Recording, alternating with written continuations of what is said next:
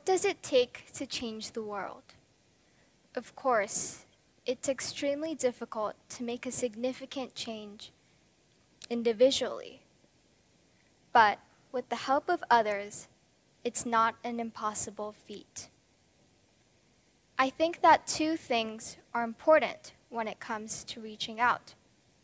First, learning how to communicate effectively with other people, and second, taking individual action. The connections that we form with others can open our minds to new ideas and perspectives. They can even change the way that we think. For me, moving to Singapore was a very important part in learning to become a better communicator. When I was just 4 years old, I moved to Singapore from Japan. I was very shy and I couldn't speak a word of English. On the first day of school, it was as if there were an invisible barrier between me and the others that was separating me from talking to them. Nonetheless, after a couple of months, I started to get used to this new environment. It wasn't difficult for me to express my ideas in English anymore, and I was much more comfortable in my own skin. Through this experience, I started to notice the many cultural backgrounds of my classmates since I went to an international school. This was something that I had completely ignored before, and learning a different language made me realize this. Another important aspect of communication is utilizing social media. Because it's so prevalent and popular in our modern society, it's extremely useful to have the skill to freely utilize it and to update your followers and your audience on your own project.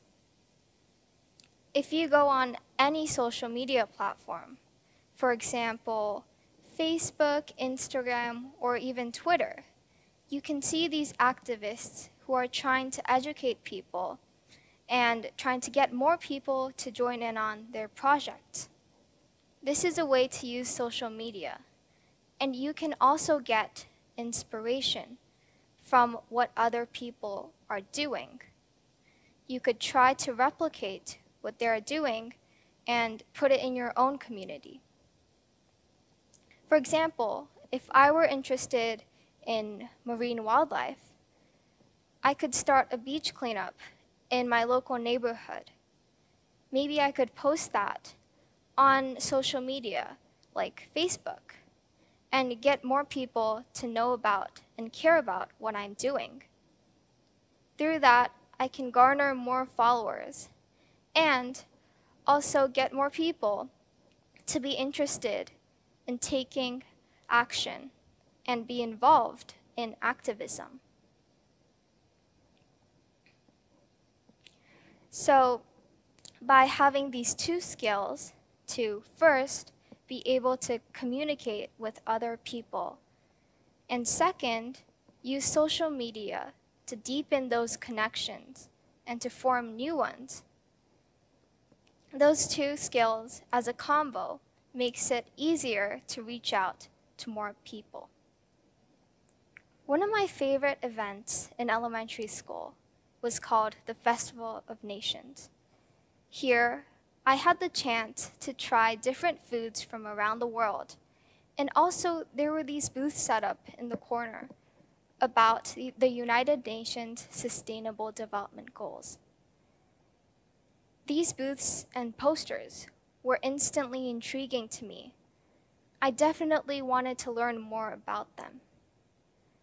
Later on, when I had a project in school in which I had to choose one of these goals and make a poster about it, I chose goal number 4, quality education. Imagine empty classrooms with no teachers and children who have to travel dangerous roads in order to get to their schools. This is not fiction, it's actually reality, and it's what many kids around the world are facing right now. Through my research for this project, I wanted to know what kind of measures and actions were being taken to hopefully improve the conditions in impoverished communities as well as countries. Through looking at articles and other sources, I found that many of them were recommending that I donate to charities and organizations that can directly benefit this cause. But I wanted to know what would be a more sustainable option for me to take action. Then, later on, I found this online microfunding platform called Kiva. Last year, I had the opportunity to do microfunding with a local business owner from Kenya who wanted to expand her water company. This was a very eye-opening experience for me because I didn't know how easy it was to reach out to people across the globe and also communicate and use my linguistic skills. I also noticed that even if I'm a younger person, I can still take part in working towards these issues and take sustainable steps along the way. One more thing that I would like to emphasize is the importance of ESD, and that stands for Education for Sustainable Development. I believe that ESD should be implemented in more schools and school districts all around the world because it ensures that the next generation will know more about these issues and will care to take action.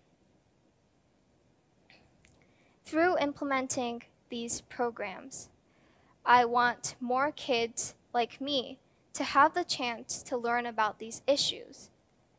I was very lucky because my school had this program, and I was very aware of both the United Nations Sustainable Development Goals and also what kind of sustainable steps there were from a very young age. But I know that this is not the case for many children around the world. So, through implementing this program and educating the younger generation, I believe that we can definitely make the world a better place. Thank you very much.